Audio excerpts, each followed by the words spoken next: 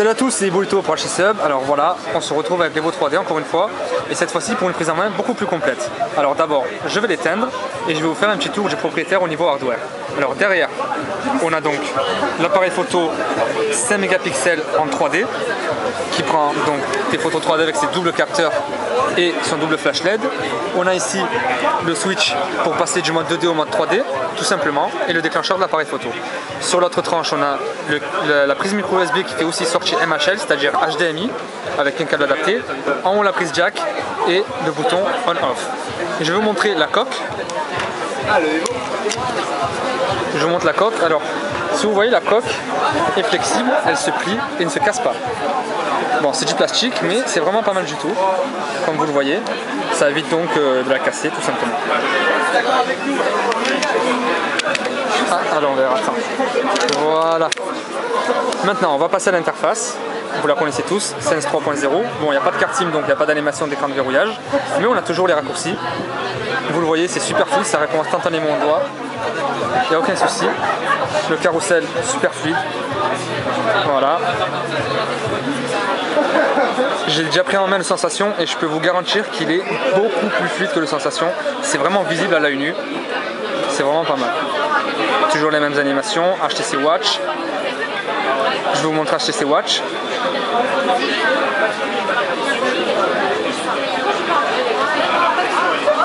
Voilà. Ah, l'application a bugué. Voilà.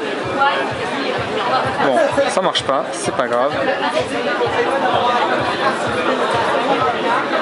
Est-ce que c'est en train de charger?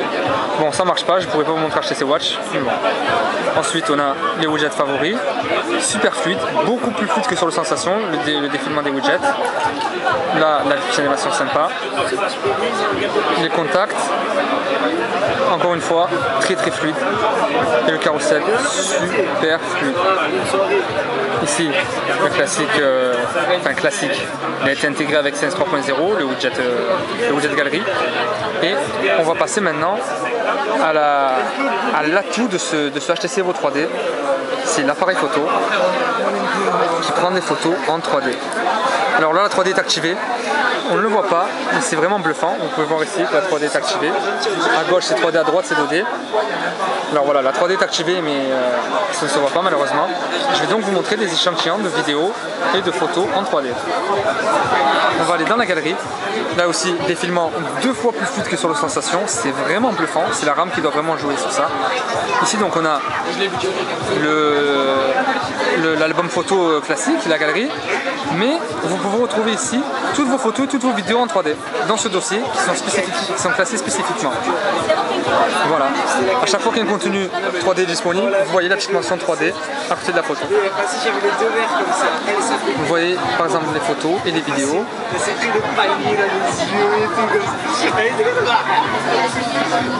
Je vais vous montrer une petite vidéo. Je me suis trompé. Alors il faut savoir que ce téléphone est un prototype, comme vous pouvez le voir ici avec le numéro de série. Je sais pas, voilà, le numéro de série apparaît ici. On va le cacher, on va pas trop le montrer. Ça c'est une photo 3D. Voilà, vous voyez l'effet de relief. Il faut vraiment se mettre en face par contre pour voir l'effet 3D, mais c'est vraiment saisissant. La galerie est parfaitement fluide. Mais par contre, pendant le défilement, l'effet 3D disparaît et réapparaît une fois la photo chargée. Voilà. Ici, une vidéo en 3D. Malheureusement, qui a été filmée très courtement. Voilà, une vidéo un peu plus longue. Comme vous le voyez, les deux images superposées quand je bascule le téléphone comme ça. Alors j'ai remarqué, enfin c'est mon avis personnel, que les vidéos 3D, ça c'est pour Renoir TG, un lecteur du Hub, c'est moi qui a filmé cette vidéo donc, je disais, les vidéos 3D rendent beaucoup mieux que les photos 3D. C'est vraiment, la différence est vraiment notable. Les photos en fait font mal aux yeux alors que les vidéos sont beaucoup plus faciles à regarder. Maintenant que je vous ai montré, les capacités, on va retourner dans l'appareil photo, les capacités 3D du téléphone, et je vais vous faire une petite confirmation par rapport à l'appareil photo.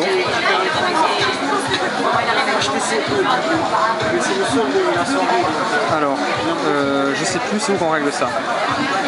Voilà, pardon. Je passe donc en mode vidéo. Je passe en mode 2D. Là, je suis en mode 2D. Voilà. Et la qualité des vidéos, comme vous le voyez, le maximum, c'est du HD. Vous le voyez peut-être pas, la mise au point ne veut pas se faire. Voilà, la qualité maximum c'est de 720p. Alors je viens de discuter avec un commercial de HTC qui m'a confirmé. Il m'a dit que les capteurs en eux-mêmes étaient capables d'enregistrer du 1080p et qu'une mise à jour software pourrait régler le souci, mais c'est juste une hypothèse et il m'a juste confirmé en fait que les capteurs étaient assez performants pour enregistrer du 1080p. Le processeur lui bien sûr suit parfaitement vu que c'est le même que le Sensation qui peut filmer en 1080p. Ensuite le gestionnaire de tâches qui nous permet donc d'accéder à la mémoire totale. Voilà la mise au point qui se fait. Et comme vous le voyez, 803 mégaoctets sont disponibles à l'utilisateur sur les 1 Go. Et là, avec toutes les applications ouvertes, il nous reste 163 mégaoctets de libre. Maintenant, encore on reste dans le domaine de la 3D. Le jeu Spider-Man qui est une démo. Par contre, on n'a pas confirmation en fait. Dans la première vidéo, je me suis trompé, je vous ai dit que la démo serait incluse avec la version commercialisée en France. Mais ce n'est pas sûr, il faut que ce soit confirmé en fait. Un commercial de HTC m'a dit que ce n'était pas vraiment sûr du tout. Cette démo est disponible sur la version américaine, mais sur la version européenne, c'est pas sûr. Alors, regardez ici, vous voyez un petit plus, et un moins et un plus avec un chiffre. Vous pouvez, comme sur la Nintendo 3DS, dans ce jeu, augmenter l'effet 3D et enfin arriver à 0. Et là, l'effet 3D est vraiment à peine visible.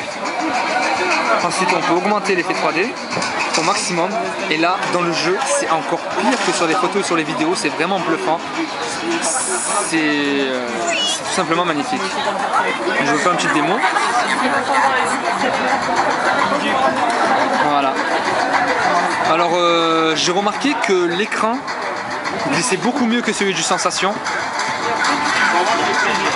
Mais par contre, il est un peu moins réactif que celui du Sensation aussi. Et donc au toucher, il est plus agréable, mais il est un peu moins réactif. Les applications, elles, se lancent instantanément, comme vous avez pu le voir. Il n'y a aucun souci de ce côté-là. Le processeur est assez puissant pour faire tourner tout ça. Voilà, je sais pas, non, ça se voit pas, mais c'est vraiment magnifique. Voilà. Je reviens sur l'interface. On va faire un petit tour dans les paramètres du téléphone pour avoir des informations. Alors, information logicielle, version 2.3.4 d'origine, pas comme sur Sensation qui est sorti en 2.3.3. Là, ce sera la version 2.3.4. Le numéro de build, le numéro logiciel 1.09.401.1, c'est un prototype, comme je vous l'ai dit, et ce n'est pas le numéro de build définitif. Ensuite, la batterie, comme vous le savez, c'est une 1730 mAh.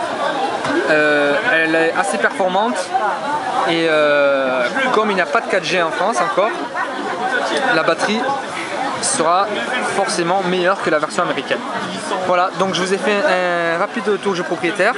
Il n'y a pas grand chose à dire sur l'interface vu que c'est la même que les Sensations qu'on a testé pour vous. C'est exactement la même mais en plus fluide quand même. C'est vraiment visible. Le pinch to zoom, super fluide aussi. Les notifications avec les dernières applications ouvertes ici comme vous le voyez. Etc. etc. Voilà, on l'attendait avec impatience. Je l'ai pris en main. Et franchement, il n'y a rien à dire, je suis conquis. Pour ce qui est du design, il est quand même assez épais, comme vous pouvez voir. Il est assez lourd, il pèse 170 grammes, on le sent vraiment bien en main. C'est pas désagréable, c'est pas gênant. Il rentre facilement dans la poche. Mais quand même, à côté de Sensation, il fait un peu pas le figure au niveau design, je trouve, c'est mon avis personnel. Mais au niveau de la finition également, qui est en plastique tout simplement. Même si, comme je vous ai montré, la coque arrêt est en plastique flexible, donc incassable. Enfin, à part si on force vraiment trop. Et voilà, donc je vous ai montré un peu tout ça.